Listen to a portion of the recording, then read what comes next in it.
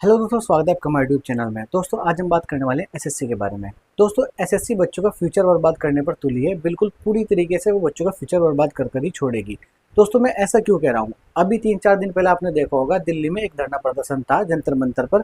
वहाँ पर दिल्ली के कुछ शिक्षक इकट्ठा हुए थे और वहाँ पर कुछ छात्र भी इकट्ठा हुए थे। शिक्षक आदित्य रंजन सर, विक्रम सर, अभिनय सर, नीतू मैम और राकेश सर, बहुत सारे इस तरीके से हर एसएससी अड्डा के भी बहुत सारे टीचर थे। तो वहाँ पर क्या काम किया, पुलिस ने उनको उनकी बात नहीं रखने दी और उनको गिरफ्तार कर लिया। गिरफ्तार करके उनको अलग अलग बसों में बैठाकर दिल्ली के अलग अलग जगहों पर उनको ले गए और फिर शाम को भूखे प्यासे लाकर उनको उनके खिलाफ एफआईआर करके उनको छोड़ दिया गया। दोस्तों ऐसी क्या वजह रही होगी जिसकी वजह से सभी छात्रों और टीचर को दिल्ली जंतर मंतर पर इकट्ठा होना पड़ा? आइए दोस्तों मैं बताता हूँ। दोस्तों जो एसएससी है दोस्तों जो एसएससी है ये एग्ज़ाम कराती थी टीसीएस कंपनी से। इस कंपनी से एग्ज़ाम कराती, ये कंपनी बहुत हद तक ठीक थी। लेकिन अब की बार क्या हुआ, अब की बार टीसीएस से कम पैसों पर एग्ज़ाम कराने के लिए एक दूसरी कंपनी तैयार हो गई जिसका नाम है एडीक्यूटी।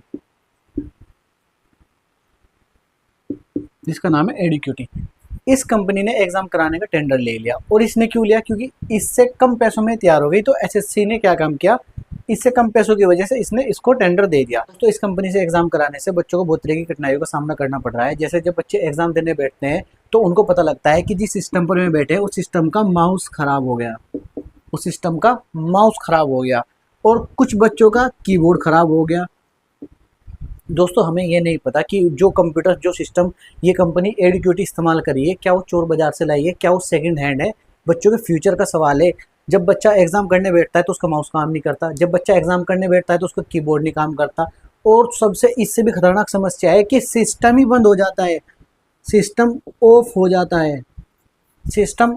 जाता है, जब बच्चे एग्जाम, किसी का सिस्टम शुरू में ऑफ हो जाता है, किसी का सिस्टम बाद में ऑफ हो जाता है। एक बच्चे का फ्यूचर एक अच्छे सिस्टम पर डिपेंड करता है जो वो एग्जाम देता है। दोस्तों एक एक सेकंड बहुत कीमती होती है और वहाँ पर पता लगता है किसी का सिस्टम 5 सेकंड के लिए बन रहा, किसी का सिस्टम 10 सेकंड के लिए बन रहा। ये समस्या नहीं दोस्तों, ये बच्चों के फ्यूचर के साथ खिलवाड़ है। दोस्तों एक बच्चा 2 साल, 3 साल, 4 साल, 5 साल मेहनत करके अपने घर से आता है इस भरोसे कि वो एग्जाम देगा और उसके बाद एग्जाम में अच्छे नंबर लाएगा और पास हो जाएगा और सरकारी नौकरी पर चला जाएगा। दोस्तों जब वो 5-6 साल की मेहनत करके आता है और अपने एग्जाम देने के लिए सिस्टम पर बैठता है और उनको इन सारी चीज़ों का सामना करना पड़ता है, तो दोस्तों आप सोचिए उसके दिल पर क्या गुजरती होगी। दोस्तों बच्चों ने खुद इंटरव्यू दिए और कहा कि मेरा सिस्टम 5 सेकंड के लिए बन रहा, मेरा 10 के लिए बन रहा, मेरा माउस खराब हो गया, मेरा कीबोर्ड खराब हो गया। इन तरह की चीज़ों का सामना बच्चों को करना पड़ रहा है। और दोस्तों इससे भी अलग एक प्रॉब्लम ये है कि दोस्तों जब बच्चा एसएससी का एग्जाम देने जाता है तो उसको पता होता है कि मेरा सिलेबस क्या है और उस सिलेबस में से एग्जाम आएगा और मैं अच्छे से एग्जाम दूंगा और क्वालिफाई कर लूंगा।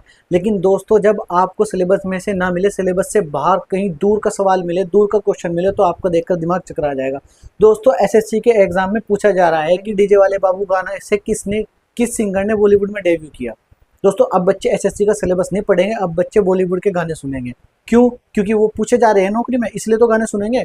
दोस्तों पेपर बनाने वाला कोई एसएससी या कंपनी का तो हमें लगता नहीं, हमें लगता है कि वो कोई इंस्टाग्राम या बॉलीवुड का चाहता है। अभी एक क्वेश्चन नहीं, 2 नहीं, 3 नहीं, हर शिफ्ट में कोई ना कोई बच्चों को ऐसे ऐसे इस तरह के क्वेश्चन मिल रहे हैं।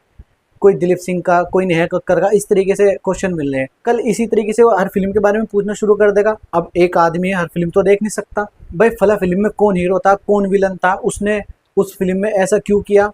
अब बच्चा अपना एसएससी का सिलेबस छोड़ के फिल्म देखना शुरू कर दे। दोस्तों इतने बड़े लेवल पे धांधलेबाजी हो रही है कि आप सोच भी नहीं सकते। इसीलिए सभी टीचर दिल्ली में उतरे और दिल्ली में उतर के अपनी बात कहने के लिए जंतर मंतर पर इकट्ठा हुए।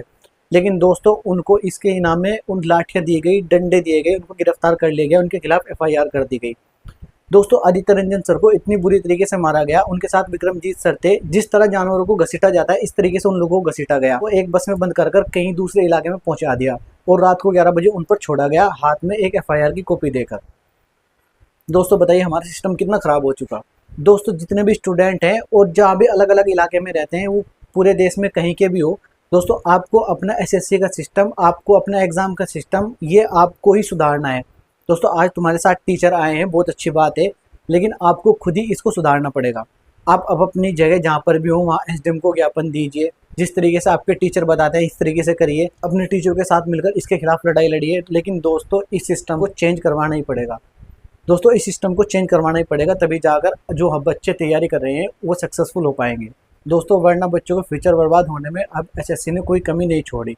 इसी की तर्ज पर रेलवे। दोस्तों जब आप रेलवे फॉर्म भरते हो उसके बाद आपको ये पता नहीं होगा कि आपका एडमिट कार्ड 1 साल बाद आएगा, 6 महीने बाद आएगा और उसमें फिर उसके बाद एग्ज़ाम कब होगा। लास्ट टाइम ग्रुप डी का फॉर्म 2019 में भरा गया, उसके बाद 3 साल बाद पेपर हुआ। बताओ 3 साल कितना लंबा वक्त होता है। तो इसको सुधारने के लिए जितने भी स्टूडेंट हैं अपने टीचर के साथ लगिए और उनके साथ इस मुहिम में जुड़िए और एसएससी, रेलवे सबको सुधारिए, ताकि जो बच्चे मेहनत कर रहे हैं वो अपने सिलेक्शन पा सकें। दोस्तों वीडियो अगर अच्छी लगी तो वीडियो को लाइक कीजिए, चैनल को सब्सक्राइब कीजिए।